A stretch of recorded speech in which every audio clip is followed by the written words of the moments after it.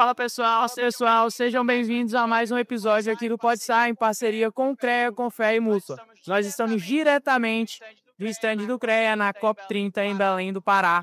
E o episódio de agora, eu tenho aqui ao meu lado grandes pessoas. O Juan, ele vai ser responsável por conduzir a maior parte desse podcast, porque o nosso podcast hoje ele é internacional. Nós recebemos duas grandes pessoas aqui. Juan, muito obrigado por ser esse co-host mais uma vez, e eu vou passar a palavra para você. Apresenta as duas personalidades que nós temos aqui. Olá, bom dia a todos. É um prazer extraordinário estarmos aqui hoje, em especial na presença dos senhores. Estamos aqui com o senhor Antônio, que é o presidente anterior do Instituto Americano de Construção, e também estou aqui na presença do senhor Manuel, que é o CEO da Manini Prefabricati, uma empresa especializada em produtos pré-fabricados na Itália, que também atua em toda a Europa e Brasil. Senhor Antônio, eu gostaria de começar pelo senhor, como presidente anterior da Associação Americana de Concreto e também como membro da delegação americana aqui. Gostaria que o senhor se apresentasse e que o senhor já trouxesse para nós uma explanação sobre quais são as possibilidades de parceria, de cooperação que o senhor visualiza entre os Estados Unidos e o Brasil, em especial em um ano onde temos tão pouca da delegação americana. Olá, me chamo Antônio Nami, atualmente estou como pesquisador na Universidade de Miami. Estou maravilhado de estar aqui hoje, não só como um representante do setor de pesquisa dos Estados Unidos, mas também como um representante da Associação Americana de Concreto. Estive presidente da Associação Americana de Concreto durante os anos de 2023 e dos anos de 2024 e entendo que a presença internacional ela é estratégica em nosso desenvolvimento. Já respondendo ao seu questionamento sobre o que a gente está fazendo aqui em termos de colaboração, em especial visto que os Estados Unidos não mandou uma delegação oficial à COP, nós entendemos tanto na Universidade de Miami quanto na associação, nós entendemos que tanto no Instituto Americano de Concreto quanto na Universidade de Miami existe um espaço enorme para colaboração entre as entidades e os órgãos governamentais que aqui se encontram, mesmo considerando quando não existe uma representação oficial dos Estados Unidos. Nós entendemos e trazemos a visão de que as questões sobre sustentabilidade e resiliência são estratégicas não apenas para as instituições que aqui representamos, mas também para as pessoas que precisam destes serviços. E eu estou muito empolgado em poder estar aqui hoje fazendo parte desse debate, pois nós entendemos o quanto é estratégico uma agenda internacional forte, parcerias estratégicas, parcerias institucionais que vão muito além da política. Muito obrigado, senhor Antônio. Senhor Manuel, gostaria que o senhor se apresentasse. Olá a todos, eu me chamo Manuel Manini. Eu atuo com o segmento de construção civil. Minha empresa atualmente conta com 3 fábricas na Itália, onde nós trabalhamos desde o design até a formatação e a execução dos nossos produtos pré-fabricados.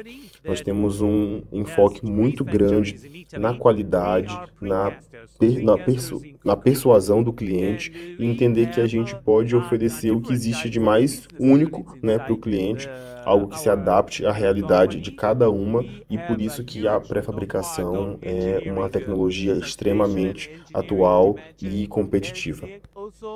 Em nossas operações, nós temos 3 fábricas espalhadas pela Itália, Norte, Centro e Sul, e nós temos como objetivo e como atuamos em especial nas áreas de construção, não só residencial, mas também comercial e empresarial.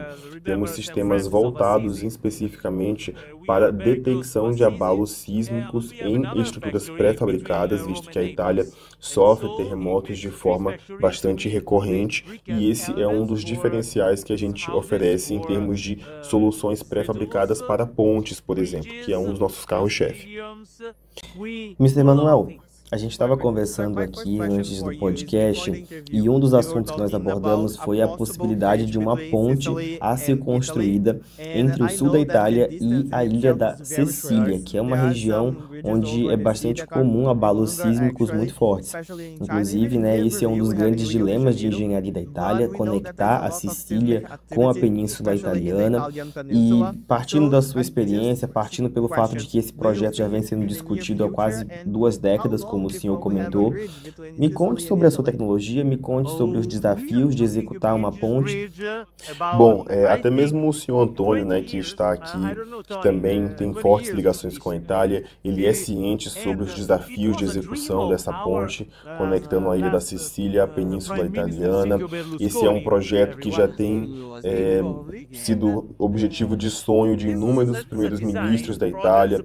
Nosso primeiro-ministro anterior, o senhor Silvio Berlusconi, sonhava com a possibilidade da execução dessa ponte. De fato, nós reconhecemos que ela vai ser estratégica em termos de infraestrutura para o continente europeu, conectando a ilha da Sicília, que é a maior ilha italiana, que está no centro do mar Mediterrâneo, e ao mesmo tempo nós enxergamos ali a possibilidade de vencer um desafio enorme em termos de engenharia.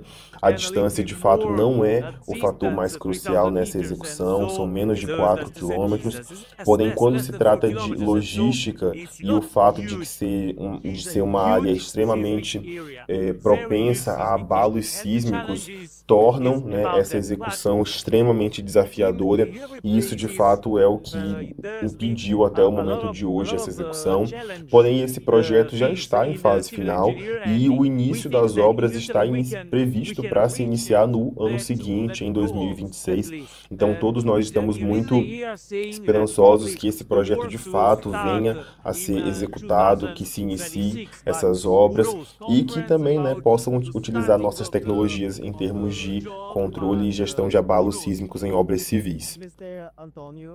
Senhor Antônio, direcionando a conversa para o senhor, um dos assuntos que o senhor traz na sua fala é a questão da resiliência. Talvez não seja de conhecimento comum, mas o Brasil é territorialmente maior do que a parte continental dos Estados Unidos, se nós não considerarmos o estado do Alasca. Nós estamos na parte central do globo, né? E o fato de que nós estejamos no Equador faz com que nos mapas cartesianos a gente acabe ali um pouco comprimido em termos de visualização, mas o Brasil é maior do que a Índia, o Brasil é maior do que os 50 estados dos Estados Unidos, e nós também temos desafios enormes em termos de resiliência. E diria que, com exceção talvez dos climas de tundra, dos climas mais árticos, o Brasil possui uma diversidade enorme de climas em toda a sua extensão. Nós, brasileiros, de forma geral, somos bastante abertos a novas tecnologias.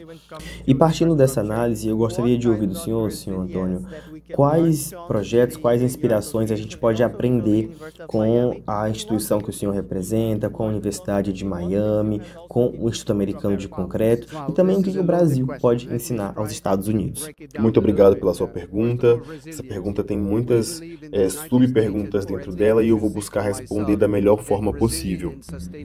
Primeiramente, já fazendo a observação de que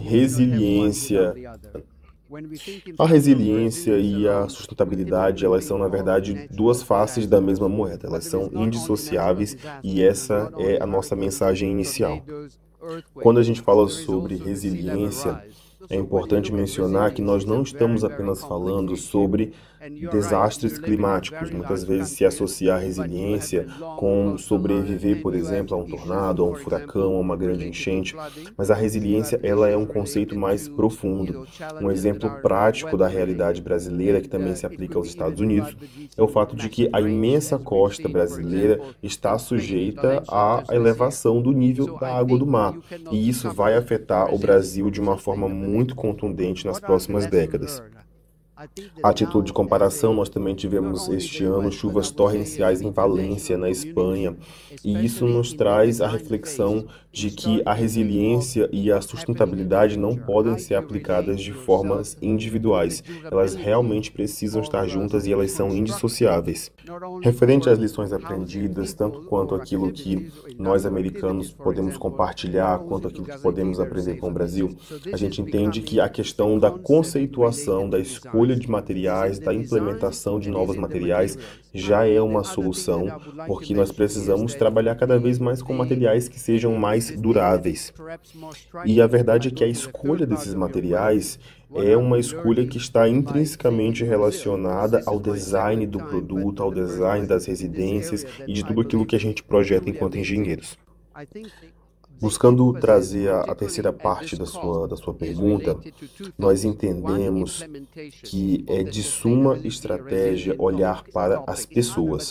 Nesta COP em específico, em especial aqui em Belém, esta é minha segunda vez no Brasil, mas estou conhecendo a região amazônica, entendemos que a implementação de muito daquilo que já se vem sendo debatido e conversado, ela é urgente. E para isso nós precisamos de engenheiros, pessoas com capacidade técnica de trazer soluções para as pessoas. Aquilo que a gente faz é feito para pessoas, então nós precisamos encontrar soluções que sejam soluções adequadas às pessoas e às suas necessidades. Muito obrigado pela resposta e olhando também para frente, uma discussão muito forte que a gente tem tido aqui no Brasil é sobre minerais raros. Partindo desse princípio que nós aqui no Brasil estamos tendo uma discussão muito profunda sobre a exploração de minerais raros, nós somos da cidade de Parauapebas, que fica aqui no estado do Pará. Nós somos a maior província mineral, aqui do estado, e nós temos a maior mina de ferro a céu aberto do mundo. Então, hoje nós já somos um grande exportador de matérias-primas nessa questão mineral, nós já temos isso bastante consolidado, em especial em negócios que envolvem a China. Nós também temos consciência que a China hoje é não só o país que mais explora minerais raros em seu solo, mas também é aquele país que tem maior capacidade de refino e exportação em termos de tecnologia e de infraestrutura. Até mesmo por questões políticas, questões tarifárias entre China e Estados Unidos, nós sabemos que hoje existe uma certa restrição de exportação de minerais raros, entre os Estados Unidos e a China. E com base nesse cenário global, eu gostaria que vocês me trouxessem a perspectiva de vocês, tanto da Europa, vista pelo senhor Manuel, quanto pelo senhor dos Estados Unidos, senhor Antônio, dos tipos de minerais que podemos explorar e exportar. E eu gostaria que o senhor Manuel começasse pela resposta. Bom, obrigado pela pergunta. Em termos, na visão da construção civil, a gente entende que é um momento de grande revolução.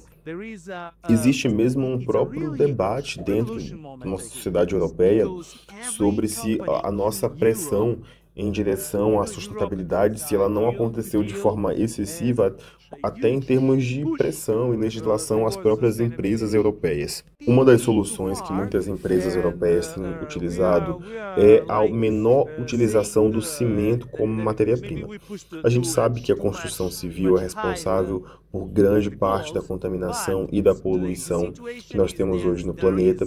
Então, esse puxão para a área de novos materiais, novas tecnologias, realmente coloca a gente na Europa, em termos de legislação, em uma situação onde a pressão é maior e a gente precisa vir com essas soluções. Então, a gente tem visto inúmeras soluções que utilizam menos o cimento como matéria-prima e isso tem trazido um ganho muito grande de eficiência e sustentabilidade para muitas empresas que conseguem fazer disso um modelo de negócio viável. Outra solução que eu acho muito importante comentar aqui, vista a utilização prática, são as barras reforçadas.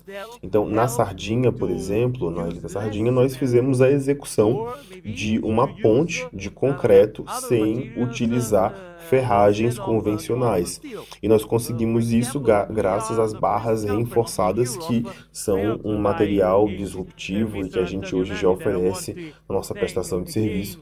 Então, ao mesmo tempo em que a legislação europeia ela coloca as empresas europeias em uma situação de maior demanda por inovação, a gente também utiliza isso como um potencial para abraçar mais rápido essas novas soluções e hoje a gente já até executa, né, uma ponte completamente sem ferragens. Eu, particularmente, não acredito que dentro dos próximos 15 anos estaremos utilizando tanto cimento, tanto ferro, tanto aço, ou até mesmo areia na construção civil. A gente percebe uma revolução em termos de material e eu tenho certeza que essa revolução também vai chegar e já está aqui no Brasil com materiais adaptados à realidade local. O que a gente tem na Europa não necessariamente já é uma solução para o Brasil, mas mostra que as soluções elas são possíveis. Essa questão também passa por colaboração com a China. Hoje, quase tudo que é produzido no mundo vem ou tem conexões econômicas com a China, então é estratégico a parceria com os chineses, mas a gente também entende que existe capacidade de produção local, seja no Brasil, na Itália ou nos Estados Unidos. A gente acredita também que esses novos materiais, eles podem inclusive vir mesmo aqui do Brasil. O Brasil é um país com uma capacidade extraordinária de produção para exportação de materiais e a gente entende que novos materiais podem e vão surgir da realidade brasileira e a gente vai estar de portas abertas a receber essa nova revolução tecnológica.